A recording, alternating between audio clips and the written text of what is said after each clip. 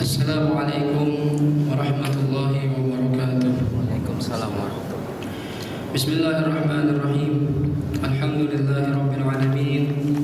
Wassalatu wassalamu ala asyrafil anbiya'i wal mursalin sayyidina wa nabiyyina wa habibina wa syafi'ina wa maulana Muhammadin wa ala alihi wa sahbihi ajma'in wa la hawla wa la quwwata illa billahil aliyyil azim. Subhanaka la ilma lana illa ma 'allamtana innaka antal alimul hakim. Rabbi shrah li sadri wa yassir li amri wahlul 'uqdatam min lisani yafqahu qawli, amma ba'd. Para hadirin hadirat jamaah Majelis Ta'lim Al-Hidayah yang dimuliakan oleh Allah Subhanahu wa taala. Puji syukur kita panjatkan kehadirat Allah.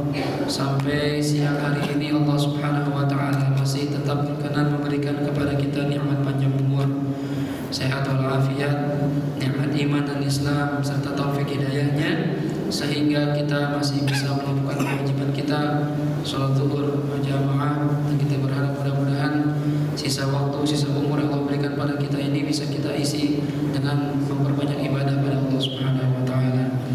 Hadirin hadirat yang dirahmati Allah Subhanahu wa taala, kajian kita yang terakhir masih dalam bab mubtilatus shalah, perkara-perkara yang membatalkan salat, ya. Yang terakhir kita bahas adalah al-aklu, makan.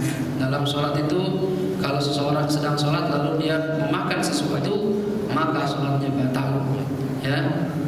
Apabila makannya banyak, yang betul mutlakon, maka batal secara mutlak, baik sengaja atau enggak sengaja, lupa atau enggak lupa.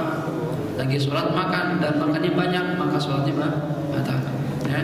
Yang kedua, jikalau makannya sedikit, ini tidak membatalkan kecuali jikalau dia sengaja atau ingat sedang sholat, maka batal walaupun sedikit. Nah, batasan sedikit hanya seukuran 1 biji wijen atau maksimal 2 biji wijen. Itu sedikit, ya. Lebih dari itu maka dikategorikan sebagai makan yang banyak, ya. Makan tempe potong banyak itu, ya. Pokoknya patokannya itu jangan tempenya kacang kedelai 1 misalnya. Ya, kacang kedelai 1 itu dikatakan banyak, ya. Yang sedikit itu 1 atau 2 biji wijen, ya. Jadi hati-hati dalam sholat. Kalau misalnya kita sebelum sholat makan dulu, kumur dulu kalau bisa. Sebelum sholat terumur. Kalau perlu kita sikat gigi supaya sisa-sisa makanan keluar semua. Ya, khawatir ntar lagi sholat, tanpa sengaja ketelan sisa makan bakso, makan gorengan, ya ada aja. Ya. Nah, ini. Kemudian yang terakhir, yang perkara yang batalkan sholat adalah tarku ruknin min arkanis sholat, meninggalkan satu rukun dari rukunnya sholat, au ada mutawaffuri syartin min syurutiha, atau tidak menyempurnakan satu syarat dari syarat-syarat sahnya sholat. Nah, jadi meninggalkan rukun atau syarat sahnya sholat. Apa itu rukun? Ya, kita tahu, ya, yang berjumlah 13 atau 17, dari mulai niat berdiri bagi yang mampu, takbiratul ihram, kemudian baca Fatihah, ruku dengan tumakninah, i'tidal dengan tumakninah, sujud 2 kali dengan tumakninah, duduk antara 2 sujud dengan tumakninah, ya, tasyahud akhir, salawat atas Nabi Muhammad di tasyahud akhir, dan salam. Ini rukun. Kalau salah satu ditinggalkan dengan sengaja, maka salatnya batal. Ustaz, saya sujud sekali aja deh, capek banget perasaan, misalnya, ya, nggak bisa, ya, sengaja meninggalkan satu sujud, maka sholatnya batal. Walaupun cuma dalam 1 rakaat, misalnya tadi zuhur 4 rakaat, yang 3 sempurna, ya, rakaat keempat, aduh kayak capek banget dah, udah nggak usah ruku dah, langsung aja sujud, habis diri langsung sujud. Berarti dia meninggalkan ruku dan i'tidal, maka hukum sholatnya batal kalau sengaja. Kalau lupa, beda hukumnya. Orang sholat melamun, ya, sendirian misalnya, ya, kadang-kadang kita suka gitu juga. Kadang lupa bilangan rakaat, kadang lupa, ya, bahwasannya misalnya ini sujud pertama atau kedua misalnya, ya. Nah, ada orang lupa misalnya lagi berdiri, ya, pikirannya kemana-mana. Harusnya kan setelah berdiri ruku, Allahu Akbar, dia enggak. Pikiran dia tadi lagi tidak, lagi ngelamun namanya, langsung sujud, Allahu Akbar. Ya, sujud aja dia. Kemudian duduk antara 2 sujud, sujud lagi, Pas sujud kedua baru sadar, waduh, perasaan tadi saya belum ruku ini. Ya, bagaimana hukumnya? Batal nggak sholatnya? Tidak batal kalau dia lupa. Karena manusia wajar kalau lupa. Justru lupa itu nikmat dari Allah Subhanahu Wa Taala. Kalau nggak lupa repot kita. Ya, dulu kita pernah keingetan terus ini.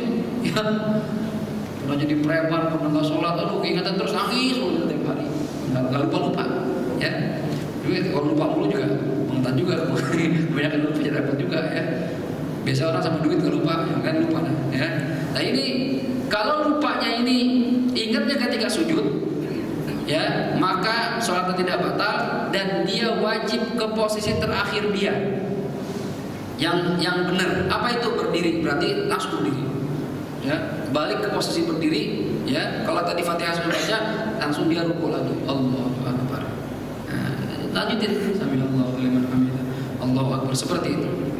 Yang tadi sujud yang sudah dia kerjakan nggak dianggap karena dia lupa.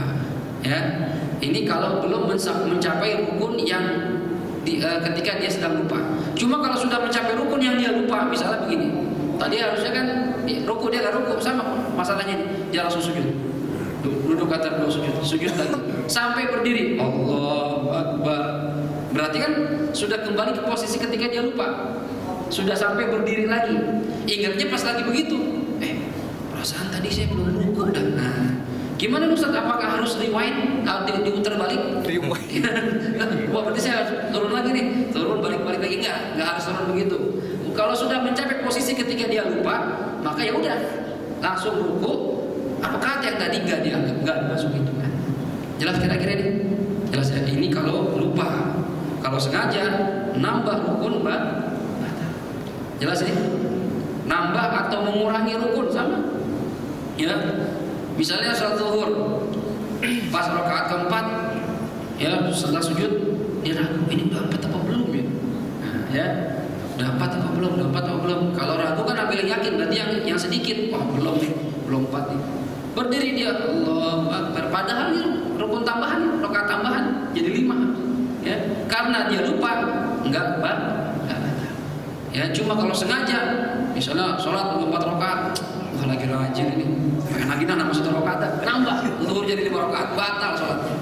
Ya, jadi harus pas ukurannya dan hitungannya, kecuali dalam kondisi lupa, ini dimaafkan. Nanti sebelum dia salam disunahkan sujud sahwi. Jelas ini? Ya. Dalam semua rukun dari awal tuh dari takbiratul ihram, dari niat sampai salam ini nggak boleh ada kurang. Kurang 1 batal kalau sengaja, gitu ya. Misalnya ada orang sholat nggak pakai takbiratul ihram, ya sengaja, main takbir langsung nyerah, Bismillahirrahmanirrahim, nggak pakai takbir, nggak dianggap sholatnya, atau nggak pakai salam, ya fil alamin innaka hamidum majid ya muqallibal qulub tsabbit qalbi dan langsung batal sholatnya. Ya, Ustaz kan tinggal salam doang, Ustaz apa soalnya sih? Ya itu apa soalnya tinggal salam doang, baca aja. Ya. Sahabat tinggal 1 rukun doang, jangan ditinggalin, meninggalkan 1, menambahkan 1 dengan saja hukumnya atau tidak sempurnanya salah satu dari syarat sahnya sholat. Di antara syarat sahnya sholat ya adalah dawamun niyah, harus melanggengkan niat. Nggak boleh dalam sholat itu niat kita putusin. Ya, lagi sholat, aduh, batal dulu, langsung batal. Ya, belum pakai gerakan apa-apa, niat membatalkan sholat langsung batal. Au taraddud fi qat'iha, atau ragu-ragu dalam membatalkannya. Ya, handphone bunyi, batalin gak ya? Nah, ragu bener ya. Atau dipanggil pos tadi sholat, enggak, wah pos nih, kalau nggak datang marah dia nih, batalin gak ya? Batal sholatnya tuh. Ya, ragu dalam memutuskan sholat batal langsung. Atau menggantungkan memutuskan sholat dengan sesuatu. Nih kalau handphone bunyi lagi sholat nih, kalau handphone bunyi sholat gue batalin nih. Handphone belum bunyi langsung batal sholatnya. Karena menggantungkan memutus sholat dengan sesuatu. Karena syarat sahnya sholat dawamun niyah, melanggengkan niat dari awal sampai akhir. Apa arti melanggengkan? Tidak melakukan hal-hal yang bisa membatalkan niatnya sholat, yaitu memutus sholat, menggantungkan atau ragu-ragu dalam memutus sholat. Jelas nih ya. Kemudian wa tatwil ruknul qasir, memanjangkan rukun yang harusnya pendek. Nah ini ulama khilaf, ada rukun panjang, ada rukun pendek. Yang panjang itu berdiri, ruku, sujud itu rukun panjang, ya, tasyahud akhir rukun panjang. Cuma kalau i'tidal dengan duduk antara dua sujud, ini sebagian ulama mengatakan termasuk rukun pendek. Artinya apa? Nggak boleh kelamaan. Kalau terlalu lama-lama maka hukum sholatnya batal. Ya, lagi i'tidal subhanallahu liman hamidah, dibaca doa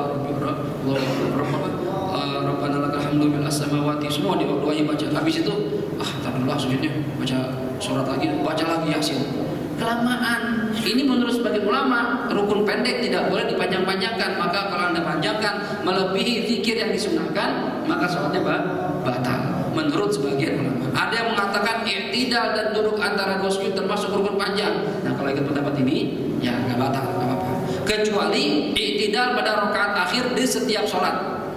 Ya, buat apa? Itu disunahkan panjang kalau ingin baca kunut. Ustaz, kunut bukan subuh doang. Enggak, kunut nazilah disunahkan di semua sholat. Subuh, zuhur, asar, maghrib, isya.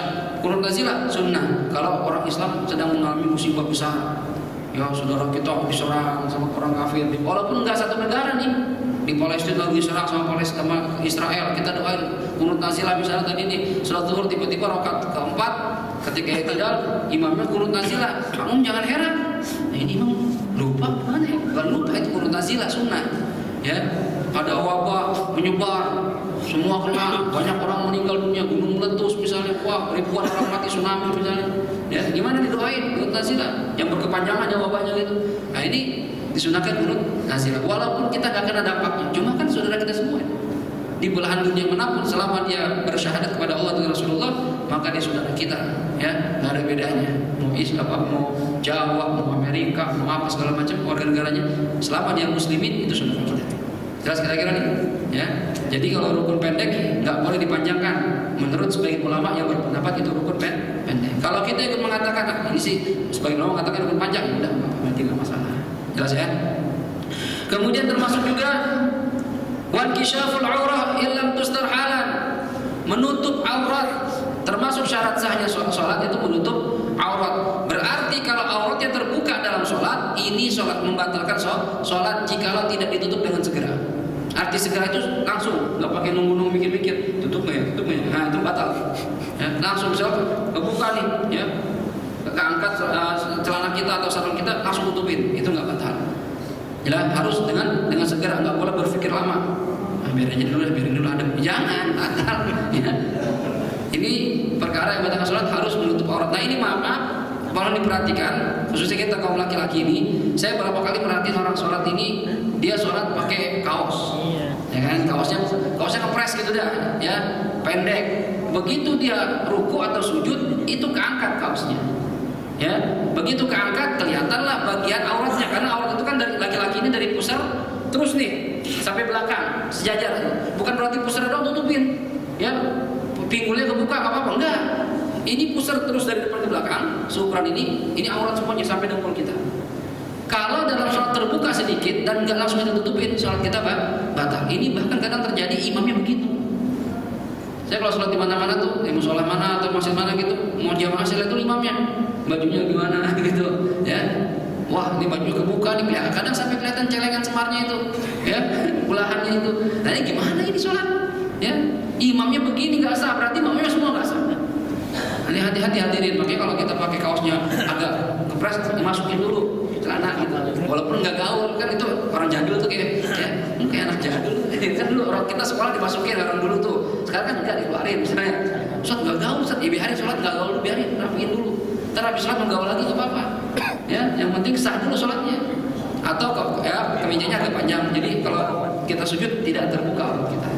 Jelas nih ya? Ini perlu hati ini. Nah, ini syaratnya batalnya kalau tidak ditutupi dengan segera. Artinya kalau ditutupi dengan segera nggak batal. Kecuali misalnya gimana kebuka tadi, misalnya lagi sholat ketiup angin, ya.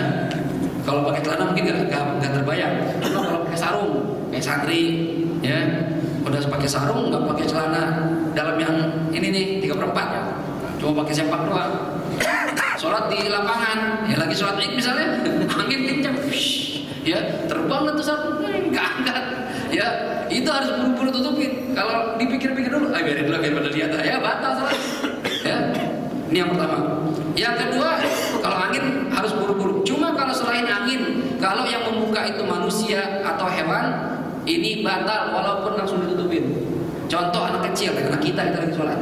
Nah kita kan biasa main-main, ya tiba-tiba sarung kita diangkat, dia masuk ke sarung kita, masuk ke kolong, kebuka sarung kita, batal sholat kita. Walaupun ditutupi dengan sengaja, dengan segera, walaupun ditutupi dengan segera. Begitupun hewan, misalnya kita piara monyetnya iseng banget lagi, narik-narik sarung, ya lagi sholat, kebuka aurat kita, maka sholatnya batal. Ini berarti hati-hati nih yang punya anak kecil, ya harus perhatiin masalah aurat. Kalau perlu sih kalau kita pakai sarung, dan lebih pakai celana lagi, jadi aman. Biar kita kebuka juga kan, kena angin aman, dan nggak masalah. Jelas ya? Oke. Kemudian, wa wuqu'un najasah illam tunqa halan min ghairi hamlin. Termasuk juga syarat sahnya sholat itu suci dari najis. Ya. Nah, kalau dalam sholat kita terkena najis atau bahkan membawa najis, maka sholatnya tidak sah. Ya. Contoh bagaimana? Ini kejatuhan najis dan dengan syarat tidak dibuang dengan sengaja tanpa mengangkat najis tersebut. Ini syaratnya nih. Ya, artinya begini. Kalau seandainya ada orang sholat, ya, tiba-tiba pecinya kejatuhan tai cicak, tak dia merasa tuh, ya, dia dengar cicak, wah, di atas saya cicak nih, ya, merah ke sini kena blok, ya, langsung ditepis sama dia. Tapi dengan syarat nggak boleh mengangkat. Kalau mengangkat ini kita pegang. Namanya mengangkat dan pegang. Cuma nggak boleh megang, dibuangnya dengan cara tepis. Misalnya gini, itu nggak pakai ngangkat. Misalnya juga orang pakai sorban misalnya, ya, pakai sorban, tiba-tiba cicak, tuh, tahu dia langsung tepis. Bukan diangkat. Kalau diangkat batal. Itu namanya hamlun najasa, mengangkat najis, walaupun nggak langsung batal sholatnya. Cuma nggak boleh pakai cara mengangkat, tepis saja, nggak apa-apa.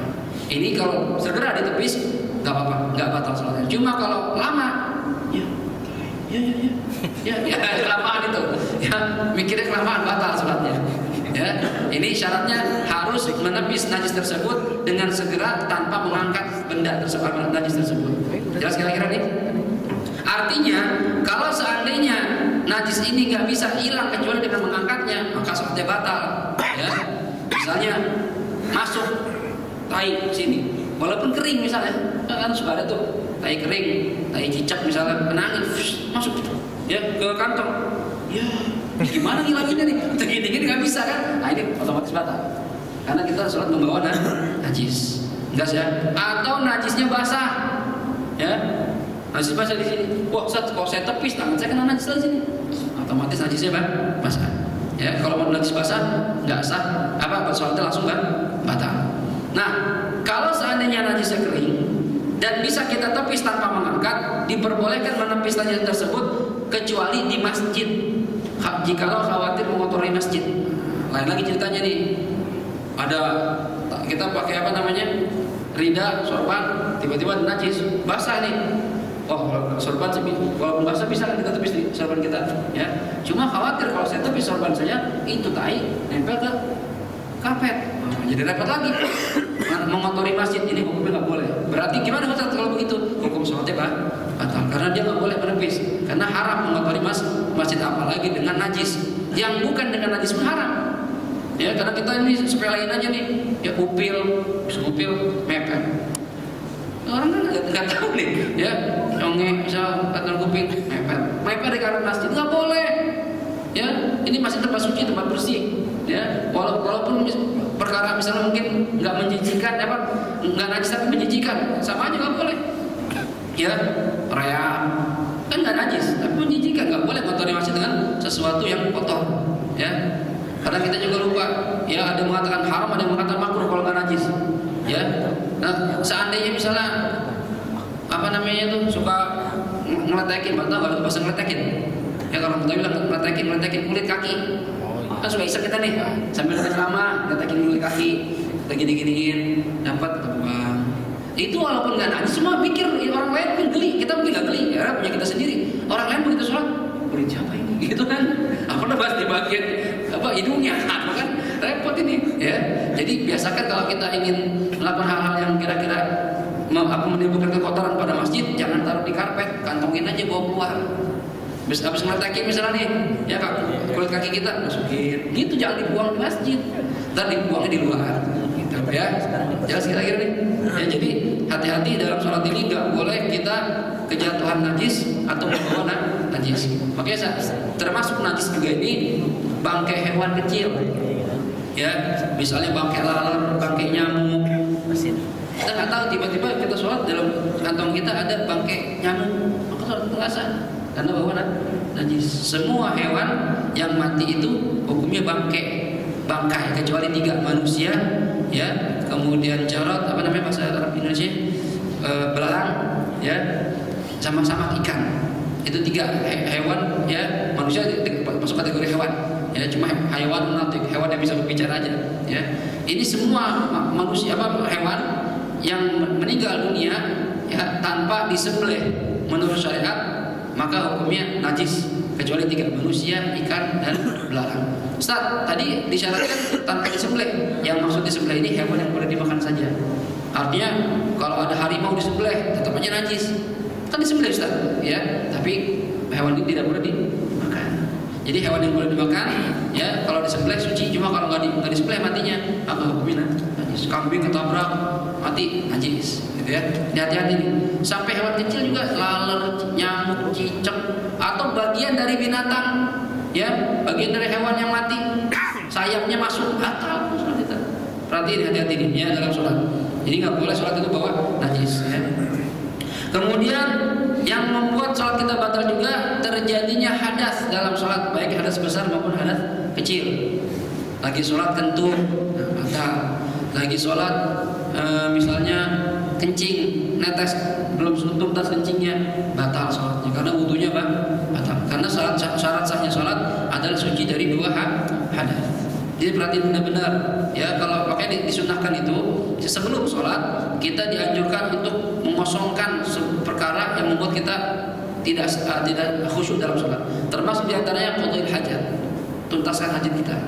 Mau sholat pengen kencing dulu, jangan sholat dulu. Ya, khawatir kalau kita tahan-tahan, tak sholatnya pertama nggak khusyuk otomatis. Yang kedua khawatir nggak bisa kita tahan, keluar dikit jadi najis, batal sholatnya. Ya. Mau sholat ingin BAB, udah mulus-mulus, gimana nih, udah komat Ustaz, yuk saya BAB apa, mulus-mulus nih, buang air dulu. Wah, kalau saya buang air saya nggak berjamaah Ustaz, nggak apa-apa. Ya, kita masih ada harapan jamaah berikutnya. Orang banyak lagi ya, Al-Hidayah nih. Orang ilmu di gonta-ganti, jamaah banyak. Yang penting ente tuntaskan dulu sehingga sholat bisa tenang, bisa khusyuk.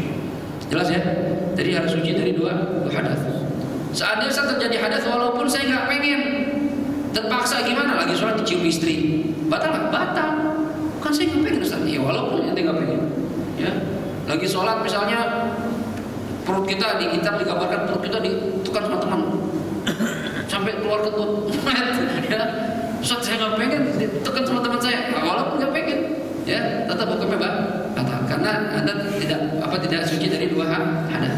Jelas ya, saat itu terjadi 2 seandainya, ya. Nah, kemudian al-inhiraf 'anil qiblah, keluar dari arah kiblat ini juga batal. Nah, hati-hati nih, ya.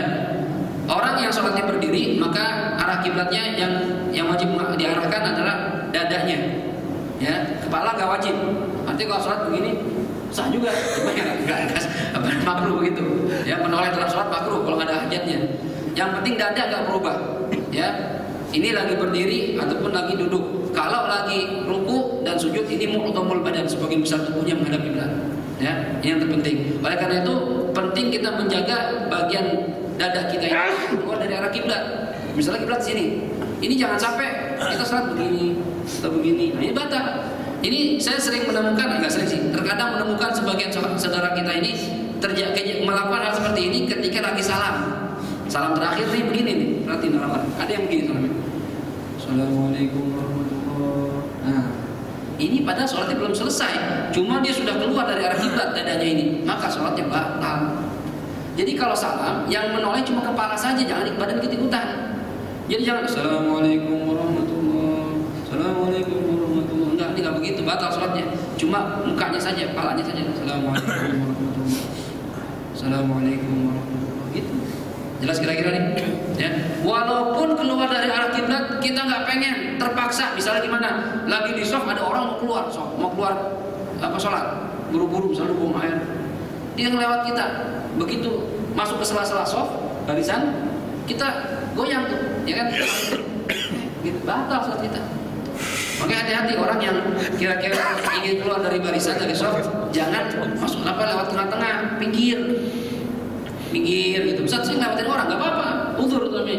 Ya, jangan nanti maksain orang, apalagi kalau yang mau dilewatin nggak ngasih kan jadi kayak pengen berantem.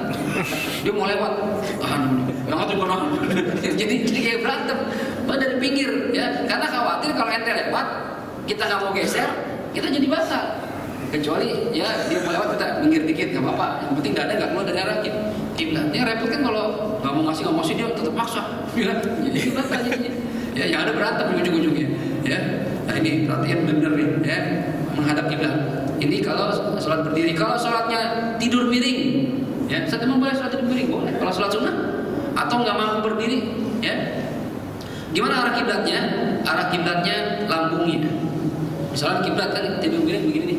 Nah, sholat dengan cara tidur miring, ya. Nah ini arahkan kiblat bagian lambung kita. Jangan kita ngadep sono, kiblatnya sana. Menghadap sana. Salah. Ya berarti nggak menghadap kiblat.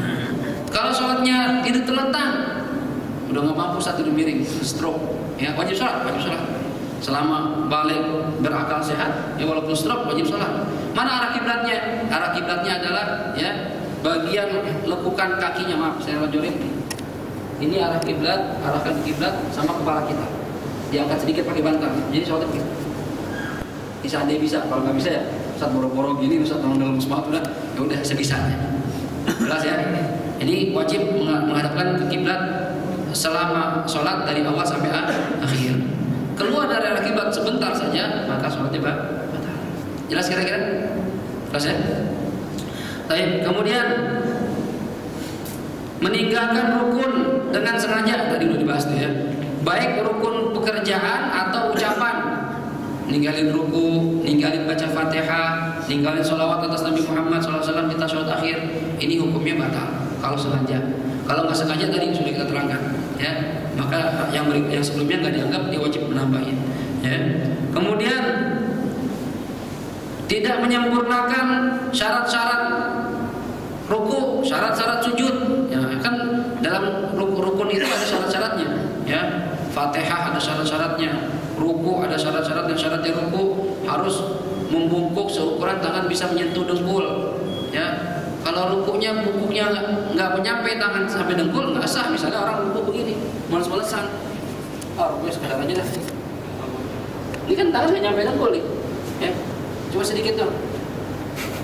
Nggak sah.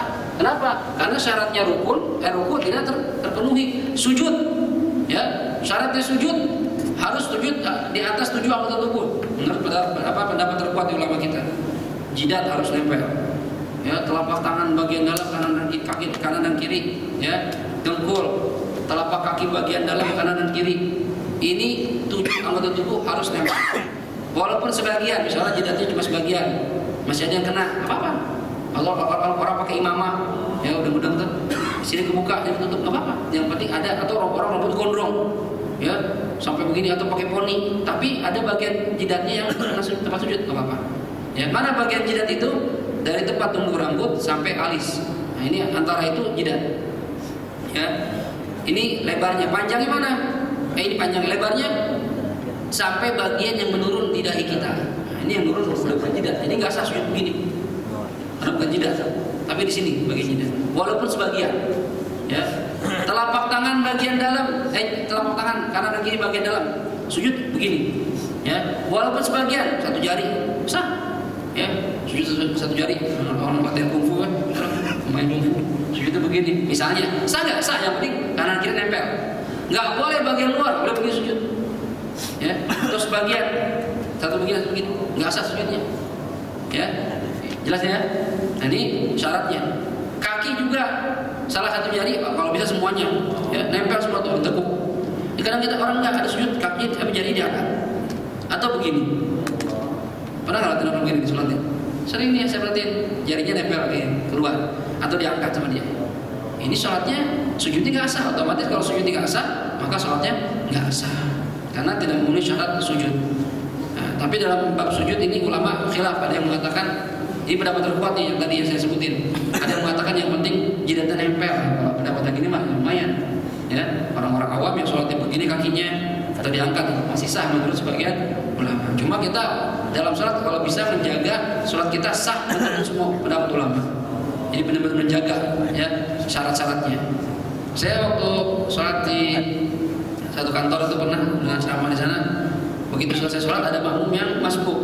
Begitu saya ngeliatin, saya lagi wirid, itu sujudnya ada orang udah tua lagi ya.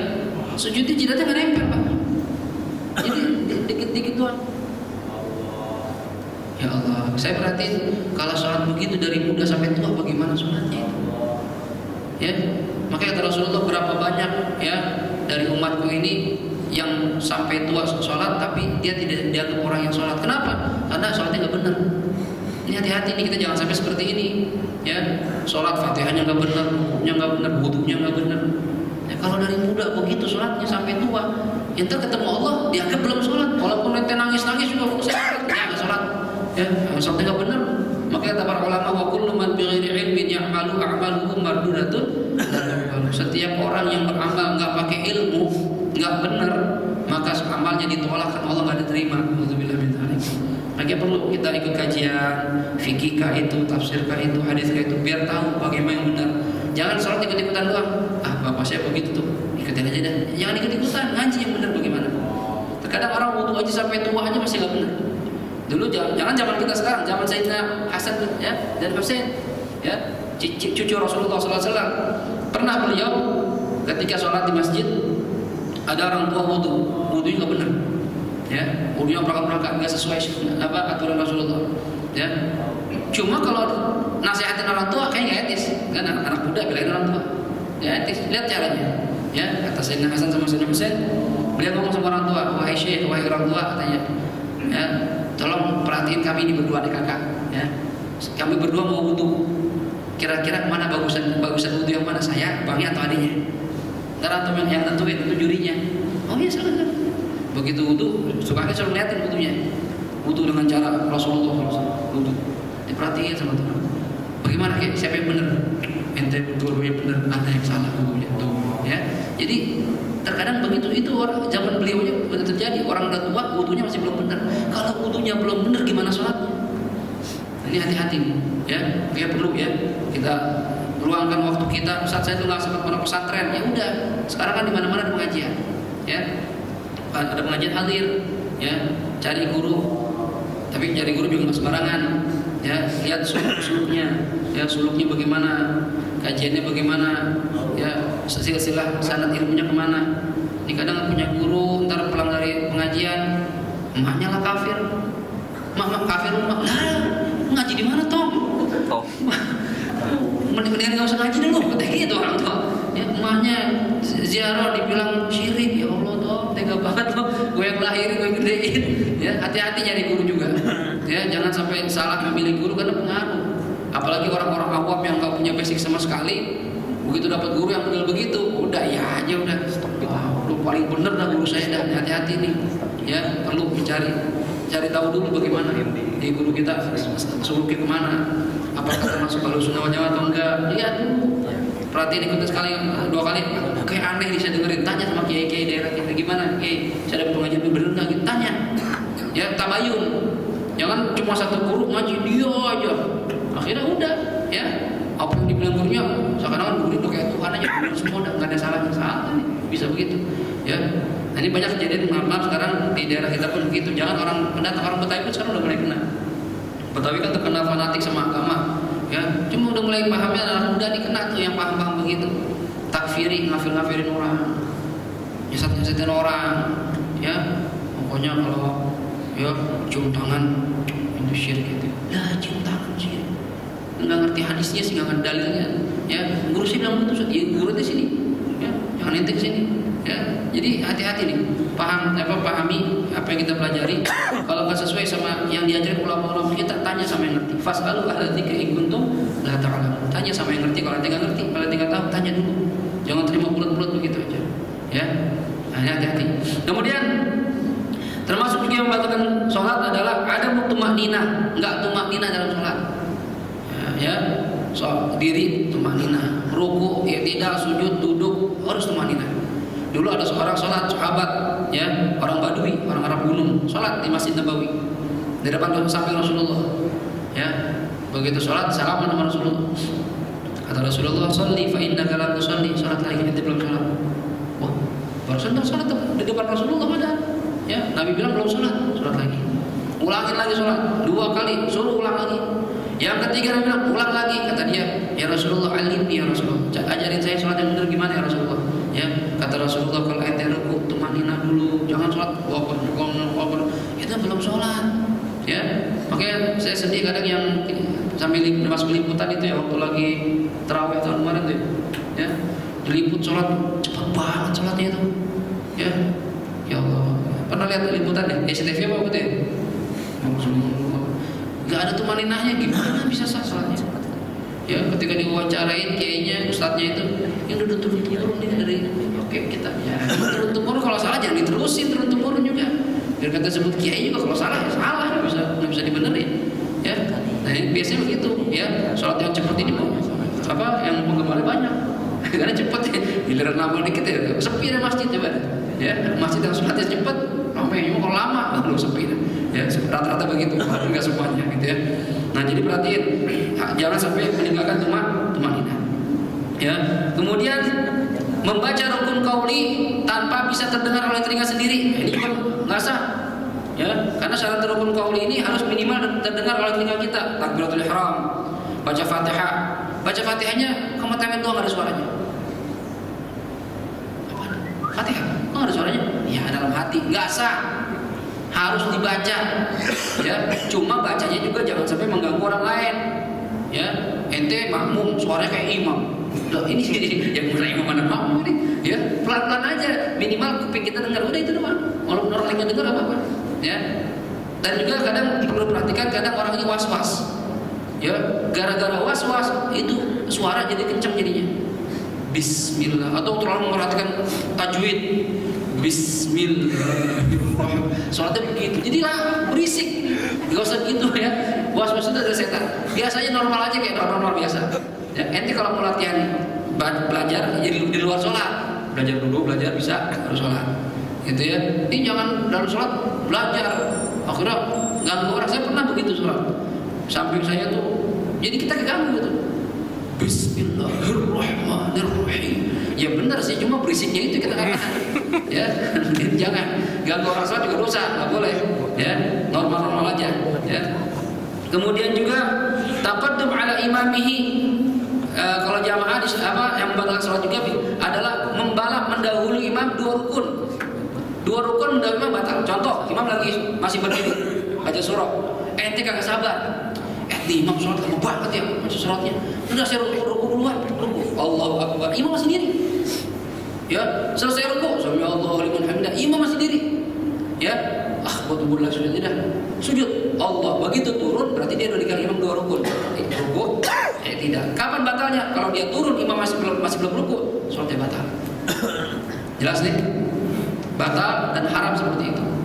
Jadi kalau ente jadi makmum, ya udah nungguin imam. Kalau ente nggak sabar, imamnya lama, niat mufarokoh, jangan main duluin. Itu imamnya lagi kita buru-buru lagi mulus-mulus, imam baca Yasin. Allah, tiga banget ini.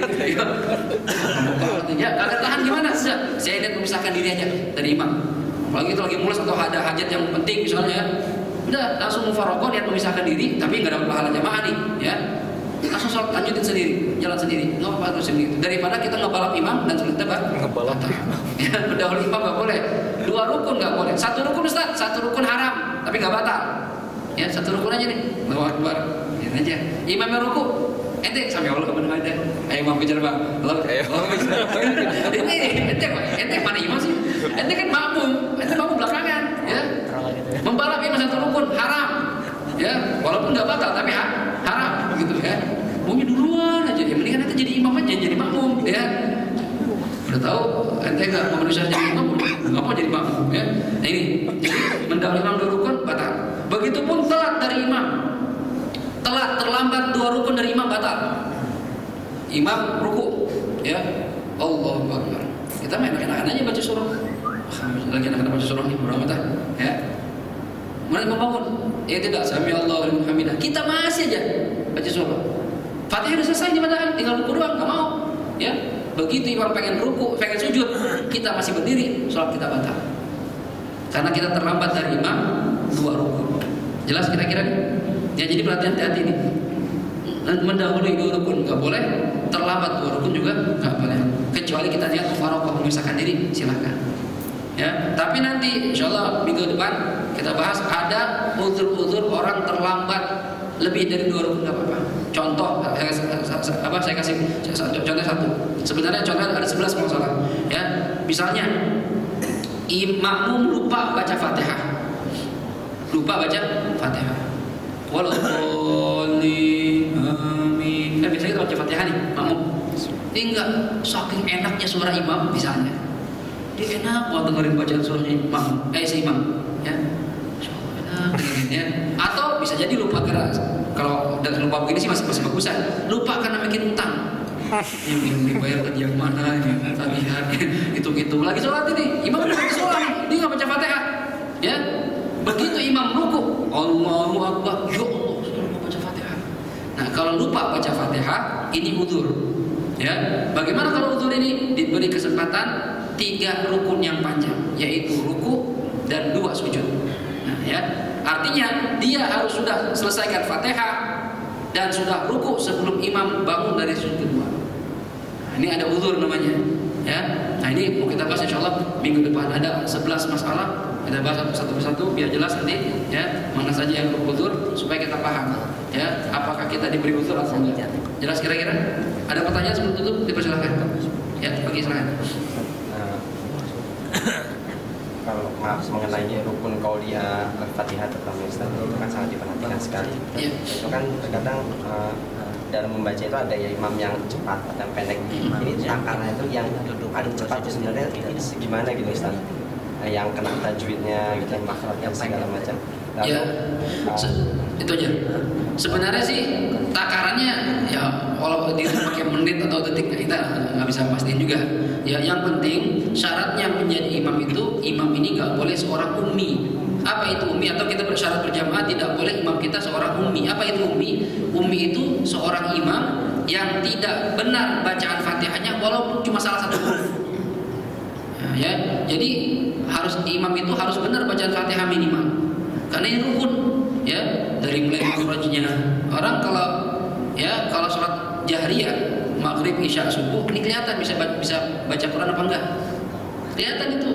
Makanya saya kalau sholat di mana-mana gitu, jadi makmum, khususnya untuk maghrib, isya sama subuh, saya perhatiin Fatihahnya dulu. Begitu saya dengar Fatihah nggak benar, saya nggak mau jamaah sama dia. Karena syarat sahnya jamaah tidak boleh imamnya seorang ummi. Ini pendapat terkuat. Ada pendapat lemah mengatakan ya imamnya nggak sah, ummi sah. Itu pendapat lemah. Cuma kita pengennya sah menurut semua ulama. Ya, makanya kita harusnya tahu diri. Kalau memang kita belum bisa membaca Quran dengan benar, ya nggak usah jadi imam. Ini kadang udah bacanya belum benar, maju lagi jadi imam. Ya, Allah dia maju duluan. Nggak ada yang nyuruh lagi, maju. Pas lagi baca, ya Allah bacaannya anak TK-nya kalah jeleknya. Ya. Ini bagaimana jadi imam ente? Ya, makhrajnya kelihatan, orang bisa ngomong kha apa enggak, bisa ngomong ain apa enggak, bisa ngomong bot atau enggak, ketahuan dari bacaannya. Jadi kalau seandainya ada orang pelok nggak bisa ngomong ro misalnya, kan ada orang cadel tuh, ya R jadi L gitu. Ada orang mungkin sampai gede begitu. Saya punya adik kecil begitu, memang gedenya enggak. Ya. Nah kalau sholat begini walaupun orang alim Ustaz, wah ini kiai pesantren, ya ilmunya masya Allah, cuma ngomong roh nggak bisa. Maaf kiai, mundur. Giliran sholat mundur. Ntar giliran ceramah maju kiai, silakan. Ngajar silakan. Cuma kalau jadi imam sholat nggak boleh. Kenapa? Karena di belakangnya ada orang yang lebih fasih bacaan Qurannya. Gitu. Jadi bagaimana kalau dikatakan gimana ukurannya? Yang penting sesuai kaidah. Makhrajnya bagus, tajwidnya bagus, tahsinnya bagus. Ya masalah suara mah itu relatif. Ada orang suaranya enak, ada yang gak enak. Cuma yang penting bacanya benar itu udah. Ya, ada orang bacanya enak, cuma banyak-banyaknya nggak benar. Ya, siratal ladzi panjangan, salah. Ya kan repot lagi nih. Ya, atau yang ikhfa nggak dibaca ikhfa, ya, atau yang izhar dibaca ikhfa. Siratal ladzina an'amta ya. Mana izharnya ini salah. Ya, berantakan nih. Makanya yang model begini walaupun suara enak nggak patokan itu benar dari segi tajwidnya dan tahsinnya, tartil itu yang benar. Ya, warattilil Qur'ana tartila. Baca dengan tartil, karena itu memperhatikan makhraj, tajwid, tahsinnya, panjang, harus ngerti semuanya. Minimal Fatihahnya. Ustaz, Fatihahnya bagus Ustaz, surahnya berantakan. Lumayan dah, masih boleh. Karena surah sunnah, nggak baca juga nggak apa-apa. Cuma yang nggak pantas sebenarnya imam begitu. Ya, Fatihahnya doang ngaji Fatihah doang dari kecil. Yang nggak pernah ngaji, misalnya. Jadi bro, Fatihah bagus tapi surah lain nggak usah, yang penting Fatihah doang. Rukun ya jangan begitu juga. Ya, ngaji yang lainnya dari awal sampai akhir baca, gitu ya. Jadi kalau bilang bagaimana ukurannya? Ukurannya itu tadi, baca Quran tartil. Arti tartil di sini memperhatikan tajwid dan tahsinnya. Jelas ya? Masalah bagus tidak suara itu bukan ukuran. Ya, cuma memang dianjurkan ya imam itu kalau bisa dipilih yang lebih ngerti fikih, lebih bagus bacaan Qurannya, lebih hafal Quran, kemudian juga suara lebih bagus. Ada nanti di belakang tuh cara memilih imam, siapa yang lebih berhak jadi imam, dipilih semuanya. Jadi nggak sembarangan. Ya, mudah-mudahan Al-Hidayah termasuk masjid yang menyeleksi imamnya, karena ini pengaruhnya terhadap jamaah yang banyak, sah tidaknya makmum yang di belakangnya. Jadi kalau bisa imam masjid besar itu nggak sembarangan. Di Arab itu diseleksi, dites dulu bacaannya gimana, hafalannya sampai apa, gitu. Nggak sembarangan. Kalau kita kan yang punya masjid maju, ntar yang penting anaknya wakaf nih maju, karena anaknya belum tentu bisa baca. Ya kadang udah tahu nggak bisa baca, tetap aja menjadi imam, repot ini. Harusnya yang bacanya benar. Udah ngetem ya, orangnya nggak boleh. Saya kemarin baru ada orang cerita, Ustaz, ada satu orang begitu Ustaz. Kalau yang dia terlambat nih, ada orang jadi imam, dia mau jamaah Ustaz. Sampai begitu, ya ngapain? Ya biasa aja. Ya pokoknya kalau berhak, walaupun siapapun itu dia, ya ada urutannya. Sampai bahkan dikatakan situ, Ustaz ini ahli, sama-sama ahli fikih, sama-sama hafal Quran, sama-sama bacanya bagus, ya sama-sama pakaian putih, sama-sama semua bagus dah. Sampai dikatakan, tanya mana istri yang paling cakep, coba. Jadi ada kelebihan dibanding lainnya. Wah, Angga sama saya sama nih hafal Quran, ilmunya masya Allah. Ah, cakupan di situ Safid maju depan. Karena ada keutamaan dibanding yang lainnya. Sampai begitu, imam itu harus ada kelebihan dibanding lainnya. Itu yang lebih berhak. Ya walaupun boleh-boleh aja lain. Cuma urutannya begitu derajatnya. Jelas? Enggak? Oke. Lagi mau nanya? Ya, makanya kalau kita masbuk, kita datang rukuk, cuma kita belum selesai baca Al-Fatihah itu gimana? Ya, makmum ada dua, ada masbuk, ada muwafiq. Kalau muwafiq bedanya apa? Muwafiq itu makmum yang menemukan waktu yang cukup untuk baca Fatihah bersama imam dalam kondisi berdiri. Ya, walaupun nggak ikut dari rakaat pertama. Ente datang nih, imam bangun dari sujud rakaat pertama, masuk rakaat kedua, Allahu Akbar, berdiri. Ente takbir, Allahu Akbar. Pertanyaan, ente muwafiq atau masbuk? Muwafiq, karena ente walaupun ikut dari rakaat kedua, tapi ente bisa baca Fatihah bersama imam, karena ikut dari awal rakaat, gitu kan? Nah, yang dikatakan masbuk itu adalah makmum yang ikut, yang tidak menemukan waktu yang cukup untuk baca Fatihah bersama imam, walaupun ikut dari rakaat pertama. Misalnya, imam udah takbir, Allah, itu masih di pintu. Begitu imam baca surah, lam yalid wa lam yulad, ente baru takbir. Rakaat pertama nih, Allahu Akbar. Masbuk atau muwafiq? Tinggal dikit lagi, lam yalid wa lam yulad wa lam yakul lahu kufuwan ahad. Cukup saya baca Fatihah Ustaz. Berarti itu masbuk. Kalau masbuk, dia kewajibannya nggak boleh baca Fatihah. Bukan nggak harus, nggak boleh baca Fatihah. Baca Fatihah seukuran doang, seukuran yang cukup doang. Misalnya imam lagi lam yalid wa lam yulad, kita baru mulai Bismillahirrahmanirrahim, Alhamdulillahirabbil alamin. Imam ruku, Allahu Akbar. Kewajiban makmum masbuk ngikutin imam. Saat Fatihah saya gimana? Ditanggung sama imam. Enggak apa-apa. Tapi ntar rakaat kedua baca. Gitu. Ini hanya rakaat pertama saja. Jelas? Mendapatkan rakaat itu minimal tumaninah sama imam, seukuran subhanallah walaupun nggak baca. Misalnya imam ruku, Allahu Akbar, kita baru Allahu Akbar. Begitu takbir, kita ruku nih. Allahu Akbar. Belum baca apa-apa, baru baca subhana rabbiyal a'la Allahu liman hamidah. Sah. Yang penting tumaninah bersama imam, seukuran baca subhanallah. Jelas kira-kira? Ada lagi? Ya.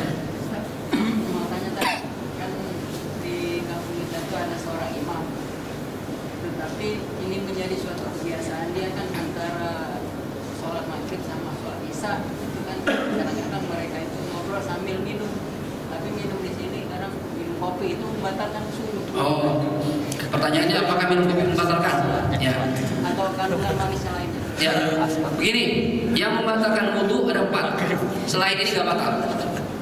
Jadi kita lihat kopi masuk nih, ya. Yang pertama zawalul aqli, hilang akal. Hilang akal dengan sebab tidur, pingsan, gila, mabok, ayan, hilang akal batal. Kecuali tidurnya orang yang duduk ya dalam posisi ya duduk, kemudian bangun dalam posisi duduk juga, dia nggak batal. Yang pertama. Yang kedua, ya bertemunya keluar sesuatu dari kemaluan, baik depan atau belakang, kentut, kencing, batal. Walaupun nggak normal, Ustaz saya kentut keluar batu misalnya, batal. Kan batu Ustaz, bukan angin, batal. Ya, buang air keluar emas misalnya, berlian buang air, batal. Ya, ini yang kedua, keluar sesuatu dari kemaluan. Yang ketiga, bersentuhan kulit laki-laki dan perempuan yang sudah besar dua-duanya, ya tidak ada hubungan mahramiyah, kemudian tanpa penghalang. Nah, laki perempuan syaratnya, kalau laki-laki sama laki-laki nggak batal. Ya, kalau satu gede satu kecil nggak batal. Kemudian ada hubungan mahram, kalau misalnya sama kakak saya, sama ibu saya itu nggak apa-apa, nggak batal. Ya, kemudian yang terakhir syaratnya nggak punya tidak ada penghalang. Kalau megang kulit istri tapi ada ininya di bajunya, tapi kalau ngelus-ngelus bajunya bukan kulitnya, nggak batal karena ada penghalang. Ya, jadi kalau kulit ketemu kulit batal. Ya, yang bukan kulit, rambut, kuku, gigi.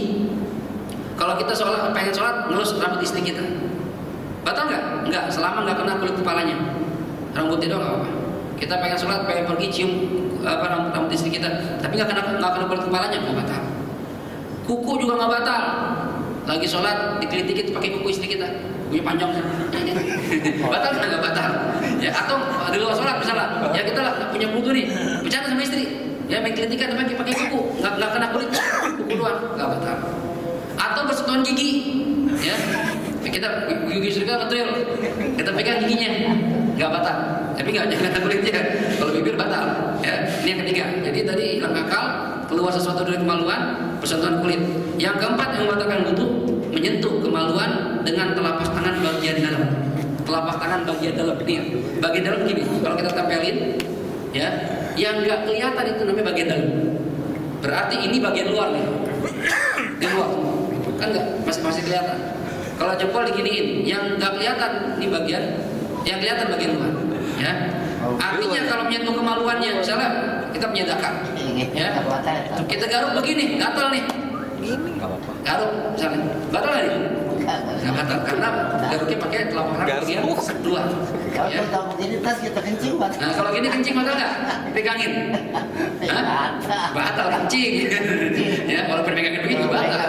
Ya, jadi ya, kalau seandainya gatal, garuknya jangan begini, batal jadinya begini, begini gitu. Ya, jadi nggak batal. Kemudian menyentuh yang batal itu hanya batang kemaluan.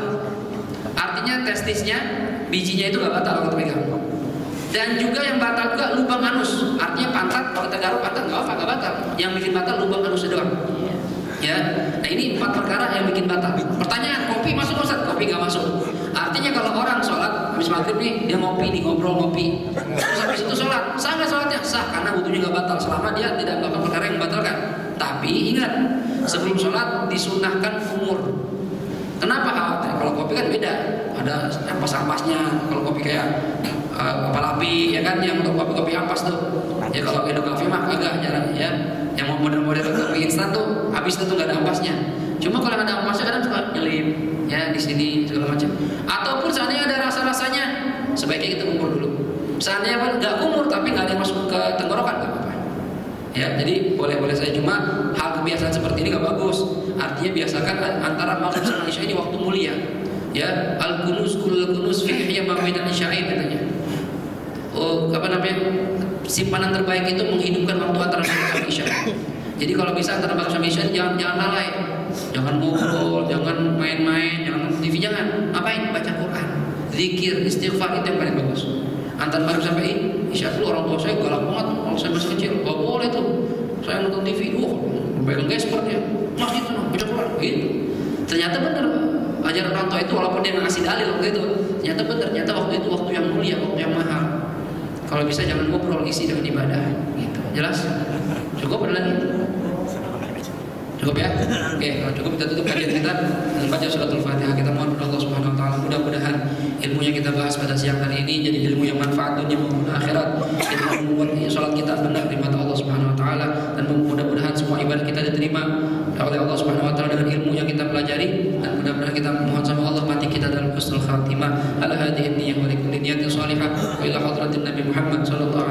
وسلم. الفاتحة. أعوذ بالله من الشيطان الرجيم. بسم الله الرحمن الرحيم. الحمد لله رب العالمين الرحمن الرحيم مالك يوم الدين إياك نعبد وإياك نستعين اهدنا الصراط المستقيم صراط الذين أنعمت عليهم غير المغضوب عليهم ولا الضالين آمين. استغفر الله العظيم استغفر الله العظيم استغفر الله العظيم. بسم الله الرحمن الرحيم. الحمد لله رب العالمين. اللهم صل على سيدنا محمد وعلى آل سيدنا محمد. ربنا انفعنا بما علمتنا. رب علمنا الذي ينفعنا. رب فقهنا وفقه أهلنا وقرابات لنا في ديننا مع أهل القدر أنثى وذكر. رب وفقنا ووفقهم لما ترضي قولا وفعلا كرما وارزق الكل حلالا دائما وأخل أتقياء علماء نحظى بالخير ونكفى كل شر. ربنا أصلح لنا كل شؤون وأقر بالرضا منك العيون واقض عنا ربنا كل الديون قبل أن تأتينا رسل المنون واغفر واستر أنت أكرم من ستر. وصلاة الله تغشى المصطفى من إلى الحق دعانا والوفاء بكتاب فيه للناس الشفاء وعلى الآل الكرام الشرفاء وعلى صحب المصابيح الغرار. اللهم اهدنا بهداك واجعلنا ممن يسارع في رضاك ولا تولنا وليا سواك ولا تجعلنا ممن خالف أمرك وعصاك. وحسبنا الله ونعم الوكيل نعم المولى ونعم النصير ولا حول ولا قوة إلا بالله العلي العظيم. وصلى الله على سيدنا محمد وعلى آله وصحبه وسلم والحمد لله رب العالمين. ورحمة بكم. السلام عليكم ورحمة الله وبركاته.